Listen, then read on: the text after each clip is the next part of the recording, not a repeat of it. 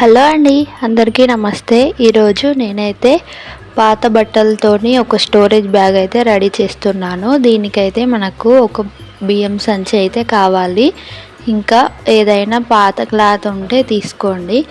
ఈ పాత క్లాత్ వచ్చేసి నేనైతే వెడల్పు వచ్చేసి 19 సెంటీమీటర్స్ తీసుకున్నాను. పొడవు వచ్చేసి 28 సెంటీమీటర్స్ తీసుకున్నాను. చూడండి, ఇలాగా తీసుకోవాలి. ఫస్ట్ మనం క్లాత్ కట్ చేసి పెట్టుకుంటే తొందరగా అయిపోతుంది. క్లాత్ కట్ చేసుకున్న తర్వాత ఇట్లాంటి బియ్యం సంచి ఏమైనా మీ దగ్గర ఉంటే తీసుకోండి. తీసుకున్న తర్వాత బియ్యం సంచి అనేది క్లాత్ కంటే ఒక 2 ఇంచులు తక్కువ ఉండేలాగా చూసుకోవాలి. అంటే మొత్తం ఎక్స్ట్రా 4 ఇంచెస్ క్లాత్ అనేది మనమైతే ఎక్స్ట్రా తీసుకోవాలి. బియ్యం సంచి అనేది తక్కువ తీసుకోవాలి.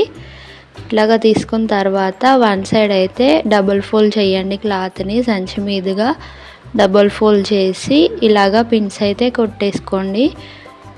మనం ఈ బాస్కెట్ అనేది మనమైతే ఎట్లా రెడీ చేస్తామంటే సూది దారం హెల్ప్ లేకుండా, ఇంకా స్టిచ్చింగ్ అస్సలు అవసరం లేకుండా చేసుకోవచ్చు. ఇలాగ పిన్స్ కొట్టినా కూడా స్ట్రాంగ్గానే ఉంటాయి. ఈ పిన్స్ అనేవి కొంచెం దగ్గరగా కొట్టుకోండి. అట్లా కొట్టుకోవడం వల్ల ఏంటంటే మనకు కుట్టు వేసినట్టుగా స్టిఫ్గా క్లాత్ అనేది సంచి అనేది సపరేట్ అవ్వకుండా మంచిగా నీట్గా వస్తుంది. లుక్ కూడా చాలా బాగా కనిపిస్తుంది స్టిచ్ చేసినట్టుగానే. ఇట్లాగా క్లాత్ అనేది డబల్ ఫోల్డ్ చేస్తూ మనమైతే పిన్స్ అనేవి కొట్టుకోవాలి. చూడండి, సింపుల్గా ఈజీగా ఇంట్లోనే మనం స్టిచ్చింగ్ అనేది అవసరం లేకుండా జస్ట్ పిన్ పాంచ్ సహాయంతో బాస్కెట్ అనేది మనమైతే రెడీ చేసుకుంటాము. నార్మల్గా ఇంట్లో అందరికీ పాత బట్టలు ఉంటూనే ఉంటాయి కదా. ఏదో రకంగా మనం ఎంత పడేయాలని చూసినా ఇంకా ఎక్కువ అవుతూనే ఉంటాయి. అట్లాంటి టైంలో మనకు యూజ్ అయ్యే ఇట్లాంటి కాటన్ అయినా ఇట్లాంటి కొంచెం ఎలాస్టిక్ లాంటివైనా మనం తీసుకోవచ్చు క్లాతులు. తర్వాత అట్లాగే ఇంకో సైడ్ కూడా 2 సైడ్లా మడత పెట్టి డబల్ ఫోల్డ్ చేస్తూ ఇలాగా పిన్స్ అయితే కొట్టేసుకోండి. చాలా సింపుల్గా అయిపోతుంది. ఈ బాస్కెట్ అనేది మనమైతే ఈజీగా ఇంట్లోనే రెడీ చేసుకోవచ్చు. చూడండి, ఇట్లాగా కొట్టేసుకోండి. పిన్స్ అనేవి దగ్గర కొట్టడం వల్ల మన క్లాత్ అనేది బయటకు కనిపించకుండా, సంచి అనేది బయటకు కనిపించకుండా ఉంటుంది. తర్వాత దీన్ని అయితే మనం ఇట్లాగా కొంచెం చేతులతోనే అద్దినట్టుగా పెట్టుకోవాలి. తర్వాత డబల్ ఫోల్డ్ చేసి పెట్టుకోండి. డబల్ ఫోల్డ్ చేశాక కింది సైడ్ ఉంటుంది కదా, డబల్ ఫోల్డింగ్ వచ్చిన సైడ్ అంటే 4 లేయర్స్ వస్తుంది ఇక్కడ. అంటే సంచి అనేది 2 లేయర్లు, క్లాత్ అనేది 2 లేయర్లు, 4 లేయర్స్ ఉంటాయి కదా. అక్కడ ఫోల్డింగ్ దగ్గర మనమైతే ఒక 3 ఇంచెస్ అనేది కట్ చేసుకోవాలి. 3 ఇంచెస్ పొడవు, 3 ఇంచెస్ వెడల్పు అనేది కట్ చేసుకోవాలి. వన్ సైడ్ మనం మార్క్ చేసుకొని కట్ చేసుకుంటే సరిపోతుంది. తర్వాత వచ్చిన చిన్న పీస్ ఉంటుంది కదా, ఆ పీస్ని ఇంకొక సైడ్ పెట్టేసి డైరెక్ట్గా మనం కట్ చేసుకోవచ్చు. చూడండి, ఇట్లాగా నేనైతే కట్ చేస్తున్నాను. సింపుల్గా ఇట్లాగా 2 సైడ్ల మార్కింగ్ అవసరం లేకుండా ఒక సైడ్ మార్కింగ్ చేసుకొని ఇంకొక సైడ్ దాన్ని క్లాత్ అనే దానిపైన పెట్టేసుకొని కట్ చేసుకుంటే సరిపోతుంది. చూడండి, ఇట్లాగ వచ్చేసింది కదా. ఈ షేప్లో వచ్చాక మనమైతే ఈ సైడ్స్ అనేవి దగ్గరగా మళ్ళీ పిన్స్ అనేవి కొట్టుకోవాలి. 4 లేయర్స్ కరెక్ట్గా ఉండేలాగా చూసుకొని కొట్టుకోండి. లేదంటే ఏదైనా లేయర్ బయటకు వచ్చేస్తే సంచి అనేది చినిగిపోయినట్టుగా వస్తుంది. కరెక్ట్ 4 లేయర్స్ మంచిగా గట్టిగా పట్టుకొని వేసుకోండి. స్టిచ్ ఇది స్టాప్లర్ అనేది చేసుకోండి.